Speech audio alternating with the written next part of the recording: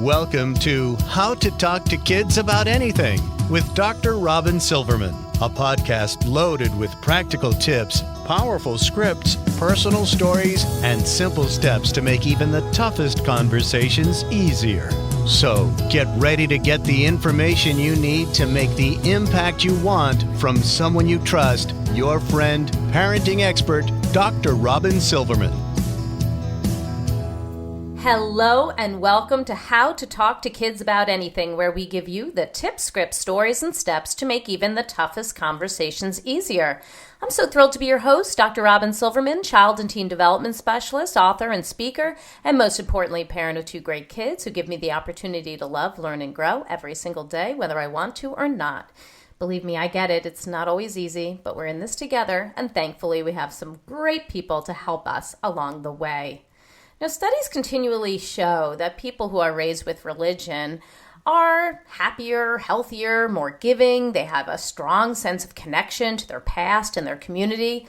Now, most Americans are raised with some kind of religion, and yet many have started to leave their religion that they grew up with for many different personal reasons. But if religion makes us happier and healthier and more connected, how do people cope with that void that may be left after leaving their religion? And what happens to the kids who are raised without religion? For all of these very deep questions, we are turning to my next guest, Katherine Ozment. Now, Katherine Ozment is the author of Grace Without God, The Search for Meaning, Purpose, and Belonging in a Secular Age. She is an award-winning journalist who has worked in publishing for more than 25 years, including as a senior editor at National Geographic. Isn't that so interesting?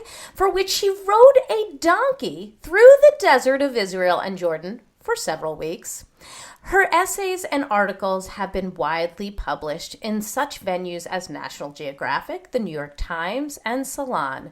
Grace Without God was named a Best Book of the Year by Publishers Weekly and Spirituality and Health. Now, I'm not surprised because it is beautifully written and thought-provoking. You can learn more about Katherine and her book in the show notes of this podcast, as well as on her website, www.KatherineOzment.com. So thrilled you are here with us today. So Katherine, welcome to How to Talk to Kids About Anything. Thank you so much for having me. Well, before we get into everything, for those who haven't had the opportunity to meet you and read this book, can you tell us what gets you up in the morning and how this book and journey of Grace Without God came about? Those are great questions, and they are related because I get up in the morning for my three kids primarily. I mean, after coffee, of course. Of course. My book began because my kids had a lot of big questions and I didn't know how to answer them.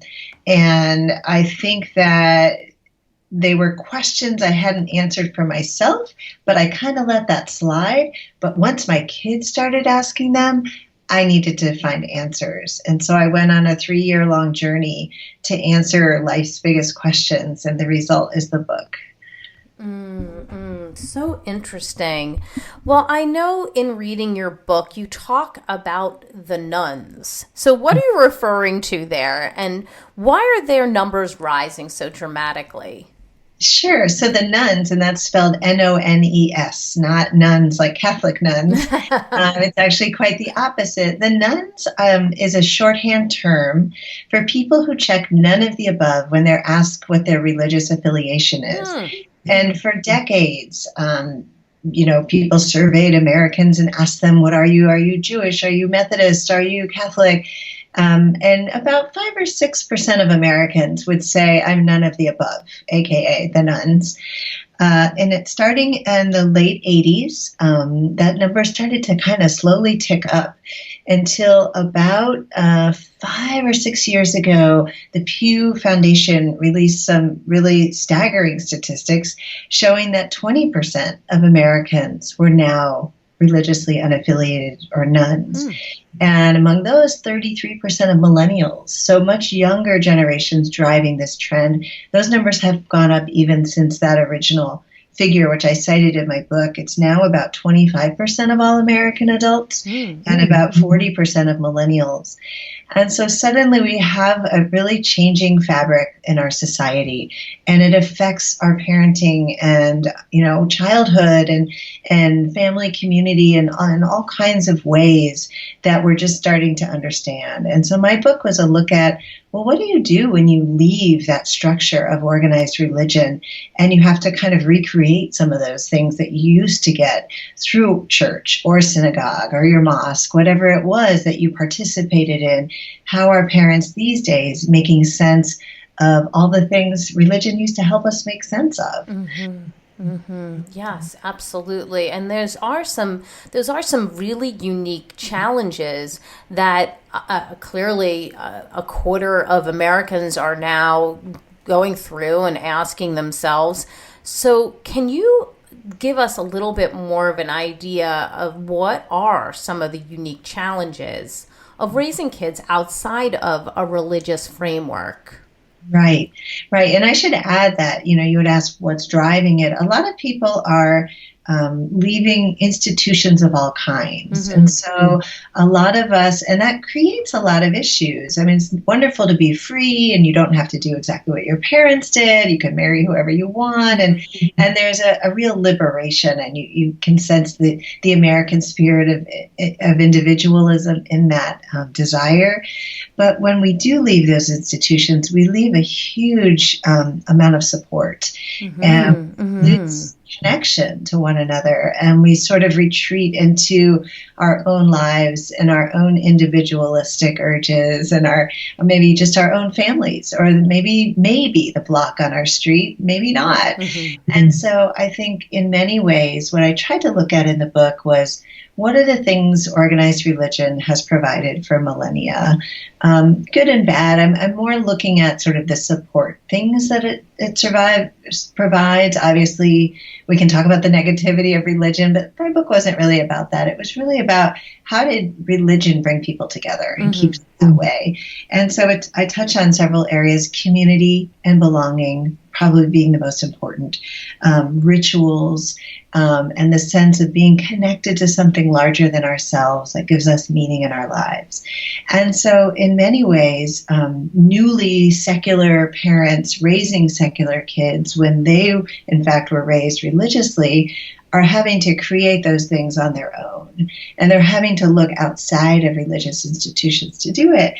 And so my book is really going around the country and interviewing people about how they do that, and looking at examples of people sort of on the leading edge of secular parenting in the United States. So interesting.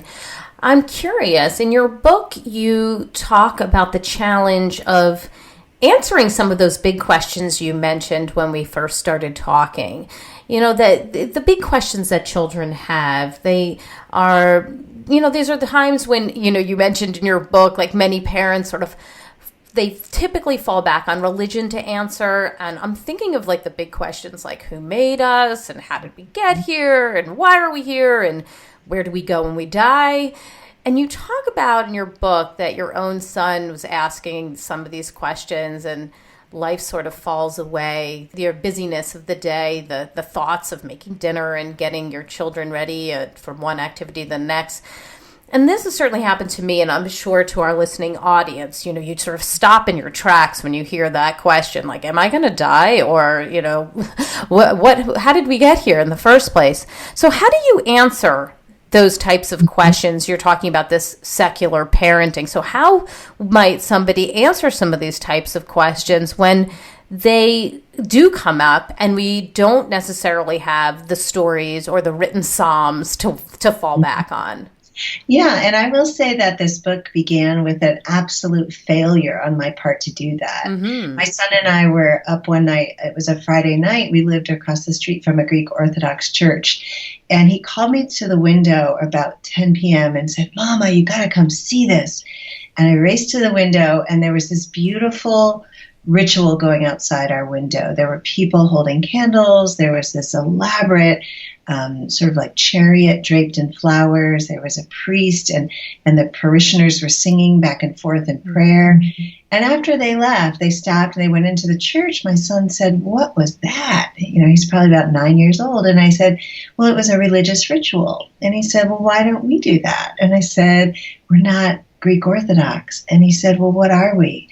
And I just blurted out, "We're nothing." I had left religion. I was raised Presbyterian. My husband had left Judaism, and we were just raising them secular without much thought. But that was the moment I decided I need to raise them secular with much thought. I need to have an answer. And when my kids say things like, "Do you believe in God?" or "What happens when we die?" I had to stop sort of shunting them off to brush their teeth or all the ways I was kind of ignoring the questions because I hadn't really answered them for myself. And so part of the journey I think parents should take is one within themselves to decide, what is it you believe? And maybe their kids' questions will prompt them to really kind of figure it out. But one of the answers I came to by the end of the book is there are no answers to these questions. Oftentimes, the questions beget more questions. And so when my kids ask me, now, "Do you believe in God?" I'll say, I've been thinking about that question all my life. And right now, I guess you could call me agnostic because I'm not sure. Your grandmother believes in God, your aunt believes in God. And so I give them a way in which they can see that all of those beliefs are okay. And that if they end up wanting to believe in God, just because their mother doesn't necessarily, that's okay. And so I think that was really important for me to see after all the research and all the talking I'd done and really self-interrogation to figure out that, none of us really know for sure. And so why not legitimize that to our children, that when they ask, it's okay not to say absolutely this or absolutely that. It's okay to live in the questions. And that sort of became the fuel that drove me throughout the book, is just living in those questions. What a beautiful way of parenting and allowing your children permission to choose his or her own path. That your way is one way, and perhaps your family, your mother, your sister, your brother might do things differently, and they're all okay. It's the path that you choose. I think that is really beautiful, and not just in this case, but in many areas of our life, to just shine some high beams on that and say, there's one way to do things in my world, but there's another way in somebody else's, and it doesn't have to be just one way for everybody. One size doesn't fit all. I mean, then it allows for really interesting discussions and I think a way of looking at the world with curiosity always, and not painting things in a broad brush. Yes. So not looking at our children as sort of vessels we need to fill with our opinions and our own theories of how they must live their lives, but giving them questions to consider, and yes, giving them thoughts that we might have about them, but giving them the permission to maybe think differently or explore them on their own. Exactly. Yes. So in that same vein, I just want to push a little bit more and ask you, when a child who is being raised in the secular age, if they ask something like, "Where do we go when we die?" how might a parent answer that type of a question when they don't have religion to fall back on? I know that when we have interviewed Joe Primo in the past, who specializes in how to talk to kids about death, he actually says, look, people may have religion, and that is a wonderful thing to explore when you're talking about death, but it really isn't the first point of contact when a child is asking these questions, because often kids are asking, about death. They want to know sort of the concrete statements about death. What happens when we die? Who dies? Am I going to die? Is this one going to die? That we need to be more scientific. What's your view of how we might answer questions about death? And that's a big one that I think all parents struggle with, especially if they can't offer something like heaven or God, in their heart, they don't believe that. Of course, you can say, well, some people believe this, which is always my approach. Yes. You can offer that and let them, maybe they need to hold that for a while, and maybe they'll let go of that someday. But maybe at a certain age, developmentally, it's helpful to have heaven if they want to use that. But I turned to a lot of secular humanism in the book, which I discovered on this journey, and I talked to my kids about how the importance of life is the time we're here on Earth. That's all we know that we can control, and that to live forever is to live through the way you affect others and the way you are in community and in family and in the things that you do in your life. Is heaven on earth in a way. I mean, that is how we pass on our lives and the meaning of our lives to others. And so it's really more of a focus on what we can control and what we can see. And when they talk about death, and my daughter was saying that the other day, and I said, well, you could think about it this way. She's talking about pets dying. Yes. And we're thinking about getting a dog, and she's already worried about the dog dying. Of course. And she said, well, what would happen when the dog died if it didn't go to heaven? And I said, well, we could bury the dog, and maybe the dog would fertilize the ground, and the tree near the dog would have, live longer and have more leaves. Trying to talk to them a little bit about different ways that things live on, so that there's, again, an array of choices that they can pick from. Beautiful. And I love that you're using the idea of nature to use a more nuanced conversation to understand this idea of death, and children having to deal with the death of a pet is a very big one, and something that we've interviewed people about as well. I'm curious a little bit more about how you use science and nature as ways to answer questions, but also to help to create a sense of awe and connection that you speak about in the book. So how is that done? Yeah, so science, and I think a lot of this sort of using questions as the way to sort of live your life in the questions is really about the scientific process in a way. It's a little more poetic the way I'm thinking about it, but this idea that we're always questioning and we don't, one question leads to another question, which leads to another as we continue to kind of try to untangle life's mysteries. One of the wonderful things I discovered toward the end of the book was this whole body of scientific research on awe, mostly spearheaded by a wonderful professor named Dr. Keltner out at UC Berkeley. And he and his colleagues studied the experience of awe whenever we're in nature or have some really overpowering experience.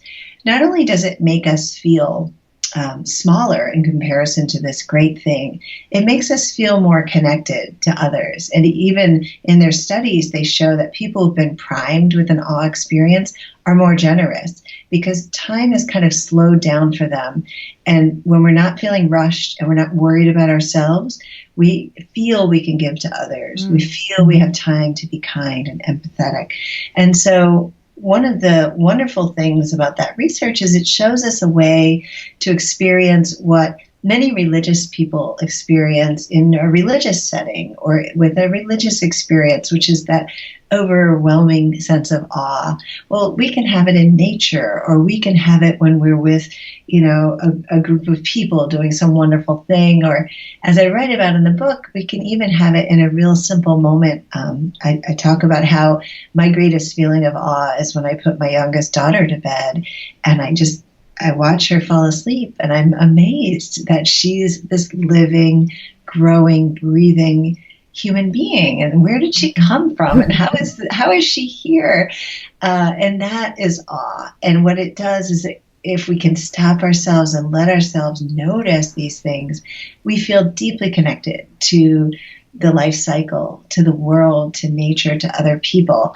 And so that that body of scientific research was really interesting to me to help understand how to live a meaningful life without religion, and how to get your kids to have that feeling of being part of something larger than themselves, if they're not necessarily, sitting in a religious, sanctuary, contemplating God. Well, you can do it in other ways. Yes. Wow. You took me on such a journey during that question. I was picturing so many things: sunsets and my own children falling asleep. Those moments when you do slow down, and I kind of put my hand over my heart and just stand amazed. And I absolutely have been there, and I'm sure our audience has been there as well. Thinking about those moments, maybe the birth of their child, or even I had it when I was in the hospital room with my father. He was slipping into a coma, and our entire, family, immediate family, were all holding hands around him. And there was something so, painful but beautiful about that moment, when everything was just about the life cycle and about love and family and connection. And I felt so grateful to be there. So I think that certainly is a sense of awe. That moment where you really slow down and time falls away, and you're really not thinking about anything else but being right there in the moment. Beautifully put. Yes, exactly. So you just gave us, some important insights about some of the unique challenges of raising kids without a religious framework. You've given us some examples of how you can do that. I would love to get an idea more now of how we can raise kids who have a strong sense of belonging, that strong sense of meaning and purpose that we're after during a secular age. Besides the idea of nature and science, the awe of things, what else can we do as parents? And I honestly believe that whether or not we're religious or not, we can do these things. So what can we do to help our child gain more of a sense of belonging, meaning, and purpose? And I think that's just the most important question for parents these days, because I think we are so atomized. We are really off in our own worlds, and each of us has these idiosyncratic things we're doing each day. And as we leave institutions, more and more we're losing that sense of belonging and that sense of who our people are. And the research shows how important that is. One simple thing parents can do tonight at dinner is start telling your children stories about their ancestors. Whatever stories you have, grandparents, great-grandparents, whoever came here to the United States first, stories of struggle, stories of success, stories of having to work really hard. There's research from Emory. There's a professor named Marshall Duke who studied something called the intergenerational self. And what that is a sense a child has that they are part of a long line of people, and that they are not just some, random person floating around in 2018. They actually come from this long line of people who worked really hard to get here and sort of passed certain things down through the family line. And the kids who have a stronger intergenerational self are more resilient when faced with challenges in their lives. And again, I think, if you are being raised in a religious household, you might be able to call on, say, Judaism or, Mormonism or whatever that faith is that you have, to kind of get a multi-generational self and to feel like you're part of this rich history. For kids like mine, it's going to have to come from a different source. And so we can look at our ancestors, and that can be a really helpful way to get kids to feel like, at least even through time, they are not alone. And then, within the present day, it's so important to reach out around us and to find a people, because, human nature is that we love to belong. And in fact, the research shows that all those benefits that people get from religion are heavily tied to the community aspect of religion. They looked at, one study looked at people who go to church and sit in the back row and don't know a lot of people versus those who go and they're part of the different groups and they go to the book club and they stay after for the potluck. They have radically different experiences in terms of all those measures, the happiness and the well-being and the long life and all of that. It's the people that are really connected that do the best. And so how can we use that information in our lives? And is it your neighborhood? I'm fortunate to live in a neighborhood that's steeped in a long history of, political engagement and public service. And so we have sort of this identity in our neighborhood. You may not have that. And so can you find the people at your kid's school or, other parents from the soccer team who share some of your values? And can you get together once a month and have a potluck or, figure out ways that you can create these communities of shared values. There's one family I know here in Chicago, and every Friday they get together for a secular Shabbat dinner. And it was, started with, they light some candles. They don't really do any of the Jewish prayer. And it's families of all different faiths and no faith at all. Anyone can come, just bring some food. And that's their people. And their kids are growing up together, doing this thing outside of organized religion, but a really nice way to keep that feeling of community alive. Mm-hmm. Connection and community are so important. And at this time when we feel like so often we're hurried, we're running from one thing to the next, we're often overscheduled, it feels like there's a lot of homework, there's a lot of activities, that anyone can feel disconnected. Anyone can feel like they're going through life kind of passing by people and not looking them in the face, considering technology. And whereas there is some level of connection with many, but sometimes little connection with few. So I really understand what you're saying, and I think it's quite valid that you create your community, and sometimes it's not done for us in a religious sense at a particular place, other than what we create on our own. That we can bring people into our homes, we can connect with people in our community, and then create a sense of belonging simply by bringing together people who are like-minded or who you really enjoy being with. Mm-hmm. Yeah, and I think it's key to create a feeling of sacredness of that this is the thing we do that we're not going to stop doing because we have something else going on or we just don't feel like it. I think that's sort of the modern way, is to cancel or check out or feel like, I don't really have time for that.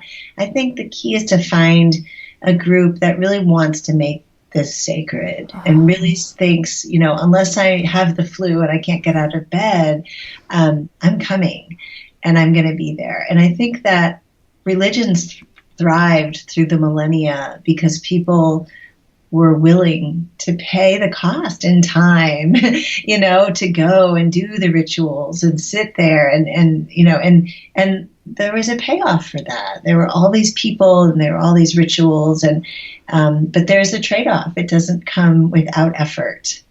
Mm-hmm, mm-hmm. Wow. I love that idea of sacredness and, saying that you will be there because people depend on you if you're creating that community.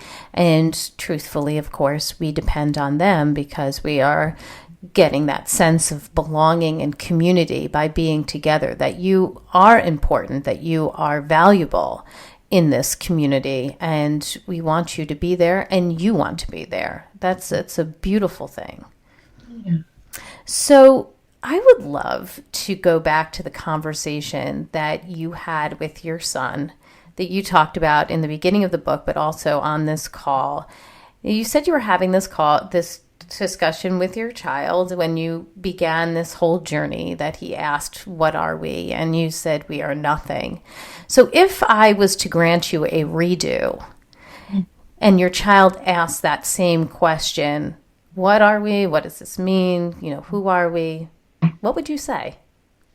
That's a great question. And I feel like I spent the whole book trying to figure out what I would say, and all those years and all those interviews, really seeking a better answer for my son and my two daughters as well. And at the end of the book, I wrote a letter to them, and I listed 10 things that I want them to know, things that I value and believe in. And, you know, maybe when they're older, they'll have their own 10 things, but I wanted them to know what their mother thought was important about life and how to live it. And so, you know, some of those things in that letter, again, they're at the end of the book, but, you know, a few of them are, your life is a privilege, and you should live it well, and you should find your people, and you should learn the religious stories and the stories of the doubters as well, because those are all part of your heritage. And you should make time for awe and wonder in your life. And if you do that, your life will be more meaningful. And if you seek work and connections that give you a sense of being larger than just yourself, then your life will have purpose in it. And so I think one of the realizations I came to at the end of the book was there wasn't really an answer for my son's question, because we don't necessarily think that way anymore.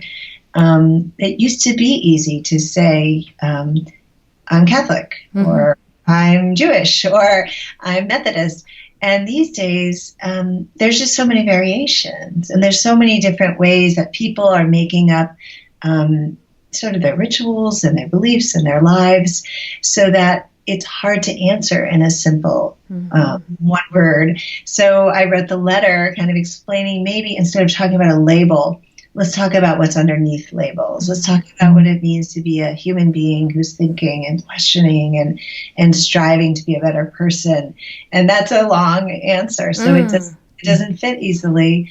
You know, I thought it was funny one day, my daughter, who's a little younger than my son, she's now 11, about a year or two ago, she said, well, I'm part Christian, part Jewish, you know, that's me and my husband, and part gymnastics, because she's on the gymnastics team.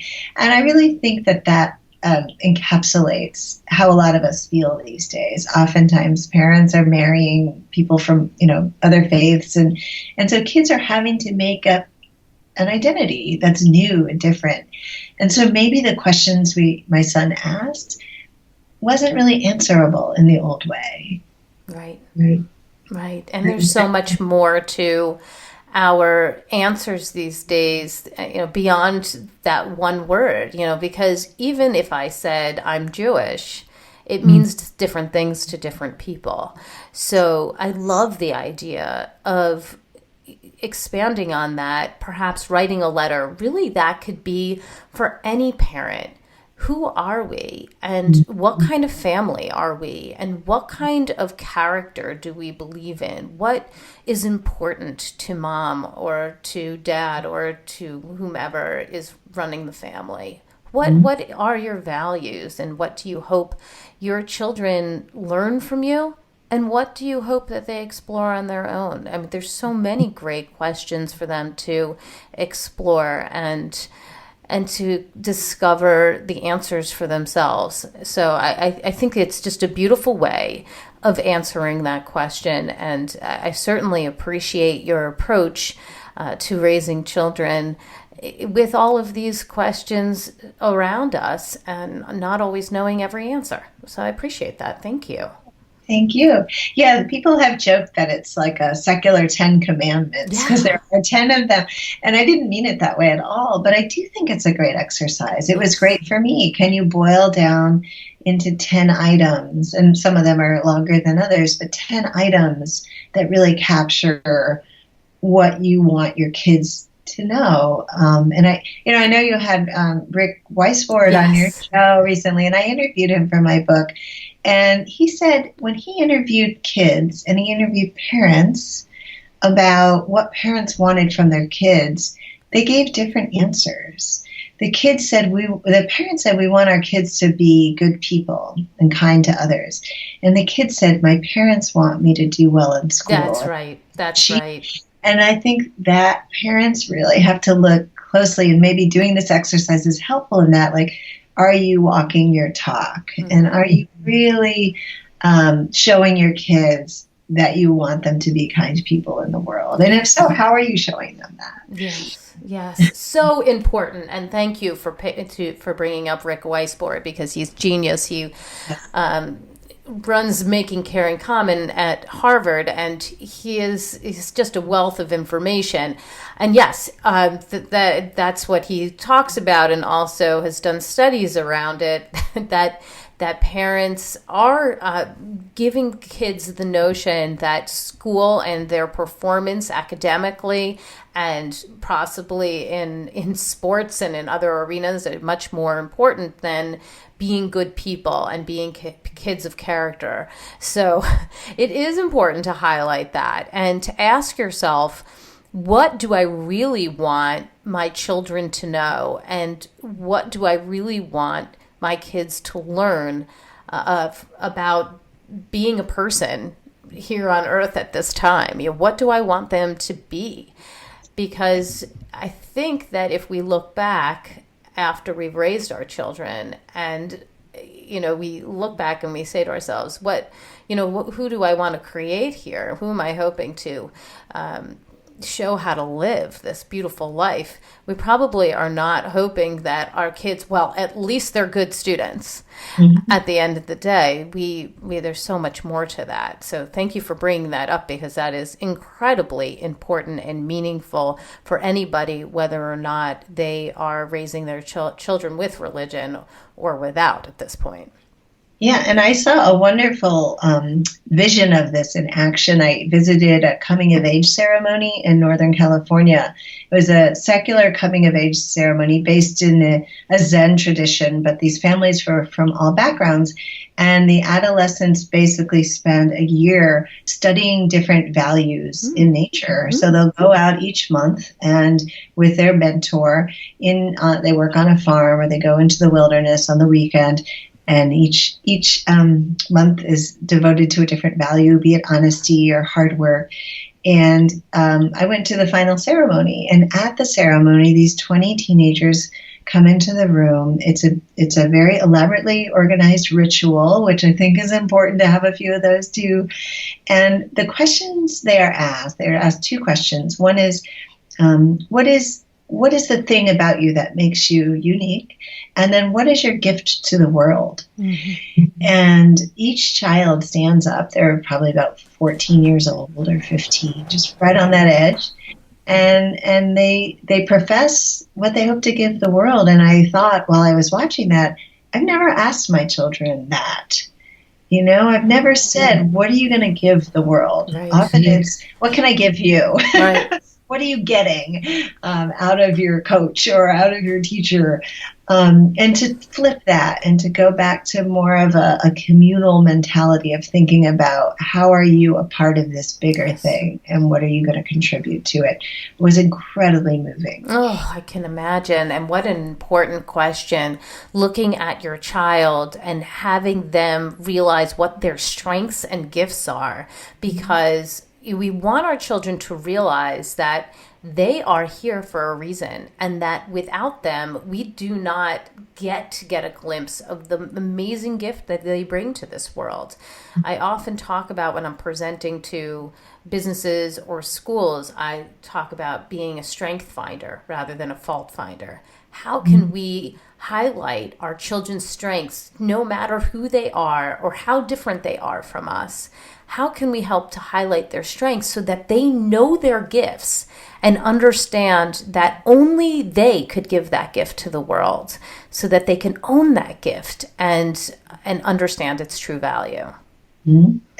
Absolutely. I couldn't agree more. And I think rituals are a wonderful way to do that. A lot of kids in this program, their parents had been raised Jewish, and so they had a bar mitzvah or a bat mitzvah, or they'd been raised Catholic, and so they'd been through confirmation.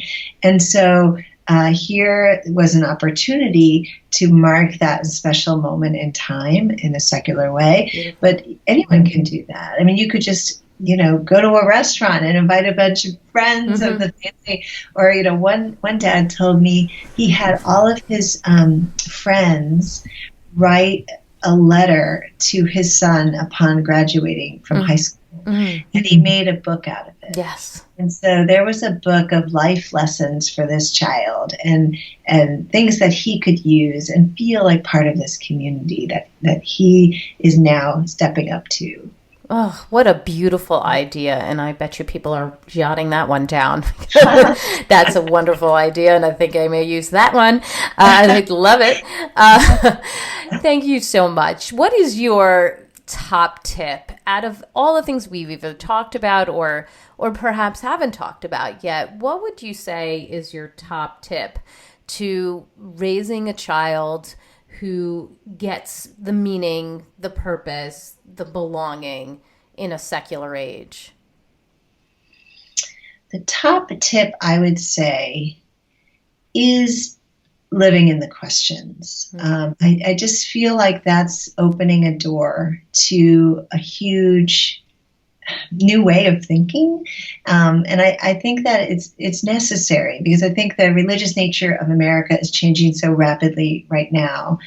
And in many ways, we should be careful not to throw out the baby with the bathwater. I mean, there are a lot of wonderful things that religion has provided through millennia. And I think that we should be looking at very consciously what aspects of religion do we miss? What are we lacking now that we're more individualized? And how can we find them and bring them into our lives more, religious or non-religious? And I think part of the problem with today's age is we want a quick answer to everything. Yes. And we want a black and white answer. So, a lot of the people in the non-religious community just think religion is ridiculous, and a lot of people in the religious community think, anyone who's not religious is going to hell. And so when you're living in the questions, there's no room for that. You are really living a curious life, potentially full of wonder, because of everything you see as an opportunity for growth. Everything you see is opportunity for connection. And so that's sort of my umbrella, I guess, for all of the ideas I try to encapsulate in my book. It's beautiful and wonderful, and I'm so glad to have you on. And I know people are going to want to have more information about you and your book. So could you give us the resource of the week, please? Sure. Well, my book, everything about my book, including a reading group guide, like for a book club, and even some exercises for coming up with those 10 items that you want to share with your kids, are all on my website. It's KatherineOzment.com, KatherineOzment. And you can reach me. You can contact me through there if you have specific questions. And in my book, there's a huge section of resources at the end with very specific organizations and books to read for all different ages of kids and also for the parents. And so I think that, there's just a wealth of information out there, and I tried to bring it all together in one place. Well, it seems like you've done a wonderful job, and I couldn't be more grateful for having you on the show today. I thought that was fascinating. I was so thought-provoking. I loved listening to it. Even, it doesn't matter what religion you are or not religion. It's just, it's such an interesting way of looking at life, and I think that everybody can get something from what you've written in the book and what you have up on your website. So thank you so much for joining us on the show today. Oh, thank you so much. It was really a pleasure. Well, I've got my takeaways, and sweet friends, I know you have yours. Let's discuss them. Come up on Facebook. We can go to the Dr. Robyn Silverman page, or let's chat about it at drrobynsilverman.com or twitter.com/Dr. Robyn. And I'm on Instagram now, and I'm just starting to put all the memes up and quotes up from our fabulous guests, and that's under Dr. Robyn Silverman on Instagram, and I'm having the best time, so come on over. And if you love this podcast like I do, I hope you would go up to iTunes and rate and review it. It allows people to learn more about my podcast, which is so helpful to me, but it also allows people to learn about our fabulous guests, their incredible books, and it helps those people grow and learn and get all the tips you're getting. So it's good all the way around. Thank you so much for joining us today. That's all the time we have, my fellow parents, leaders, and educators. Thank you for tuning in to How to Talk to Kids About Anything. For more information on books, articles, speaking engagements, or curriculum, please visit drrobynsilverman.com. So many great podcasts up there. The show notes will be up there as well. I look forward to weathering the storms and enjoying the sunny side of life together. And please remember, even on the days when we fall short, you've got this. You're here. You're getting the information you need. I know it's not always easy, but never forget there's always tomorrow. Parenting is the ultimate do-over. We can go back. We can say, I'm sorry. We can do it again. I see you. I'm right there with you. And as there are moments when we doubt our know-how, our choices, and our sweet, sweet sanity, please know you are 10 times the parent you think you are. Until next time, this is Dr. Robyn Silverman with How to Talk to Kids About Anything. Please tune in again and keep connecting through conversation. See you next week. You've been listening to How to Talk to Kids About Anything with Dr. Robyn Silverman. For more information on books, articles, speaking engagements, or curriculum, please visit drrobynsilverman.com.